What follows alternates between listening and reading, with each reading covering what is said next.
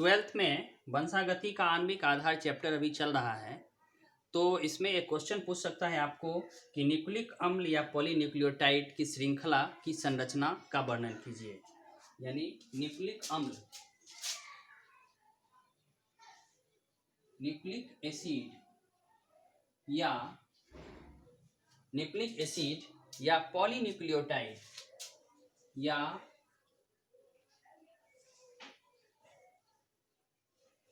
Polynucleotide की श्रृंखला का वर्णन कीजिए।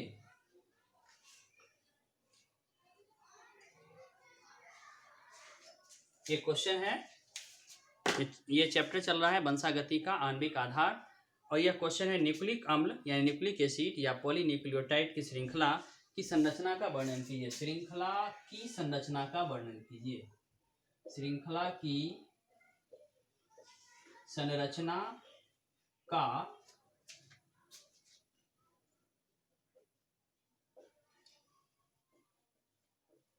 वर्णन कीजिए। ये एक क्वेश्चन है।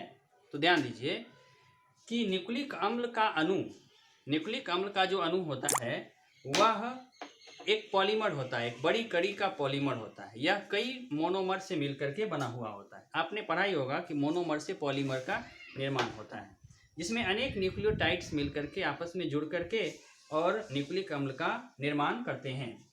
मुख्य रूप से न्यूक्लियोटाइड 3 प्रकार के पदार्थों से बना हुआ होता है: शर्करा, फॉस्फेट और नाइट्रोजनी क्षार। तो आइए ध्यान देते हैं कि किस तरह से क्या क्या संरचनाएं होती है। तो गुणसूत्र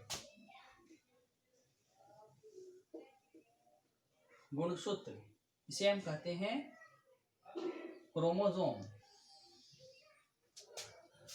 तो गुणसूत्र के अंदर न्यूक्लियोप्रोटीन पाया जाता है।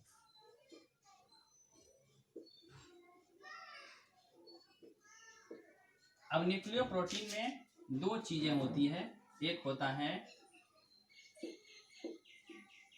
न्यूक्लिक एसिड और दूसरा होता है प्रोटीन। न्यूक्लिक एसिड और प्रोटीन, इसको हम कह सकते हैं न्यूक्लिक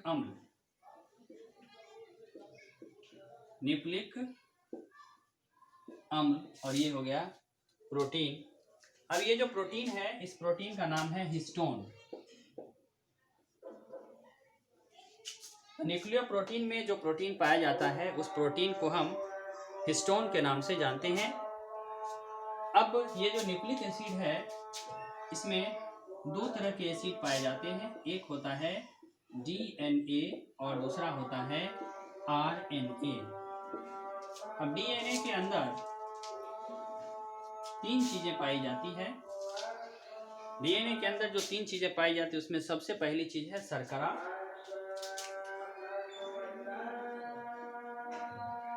दूसरी चीज है फॉस्फेट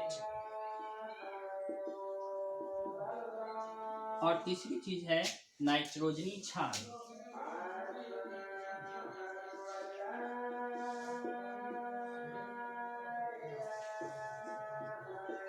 तीन चीजें शर्करा, फॉस्फेट और नाइट्रोजनी क्षार, ये 3 चीजें पाई जाती है DNA के अंदर। यानी कि शुगर,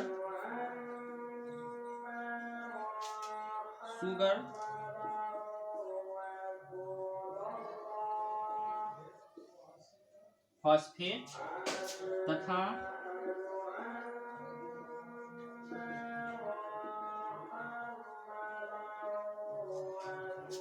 नाइट्रोजीनियस बेस। अब ये जो नाइट्रोजीनियस बेस है, नाइट्रोजनी क्षार है, इसमें 2 चीजें पाई जाती है। तो इसको पहले मिटा दिया जाए, उसके बाद हम बताएंगे।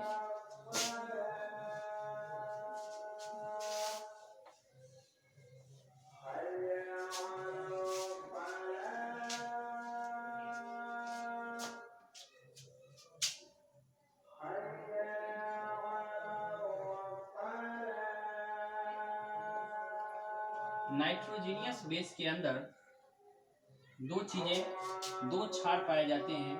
एक होता है प्यूरीन बेस और एक होता है पाइरीमिडीन बेस। अब प्यूरीन के अंदर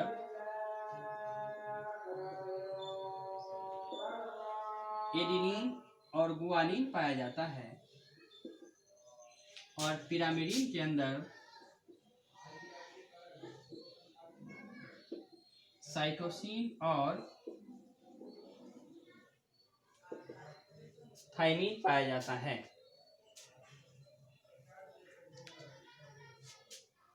और आरएनए जो ये संरचना है आरएनए में यहाँ जो शर्करा पाई जाती है, यहाँ पर शर्करा पेंटोज शुगर की जगह यहाँ राइबोज शुगर पाया जाता है,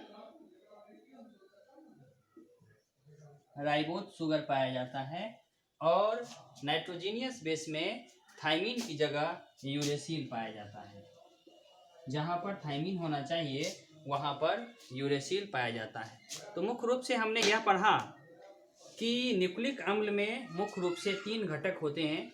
सबसे जो पहला घटक है वह है शर्करा, यानी कि स्टार्च या हम शुगर कह सकते हैं उसको। इसमें 2 तरह के होते हैं, एक होता है डीऑक्सी राइबोज शर्करा और दूसरा होता है राइबोज शर्करा। उसके बाद फॉस्फेट होता है। तो फॉस्फेट एक यौगिक है जिसको हम फॉस्फेरिक अम्ल भी कह सकते हैं। H3PO4 इसकी रासायनिक संरचना होती है। और नाइट्रोजीनियस बेस में तो आपने देख ही लिया कि प्यूरिन और पिरामिडीन होता है, जिसमें एडेनिन, गुआनिन, साइटोसिन और थायमिन पाए जाते हैं। इसके बाद के लेसन में हम लोग पढ़ेंगे कि डीएनए और आरएनए के बीच में क्या अंतर होता है।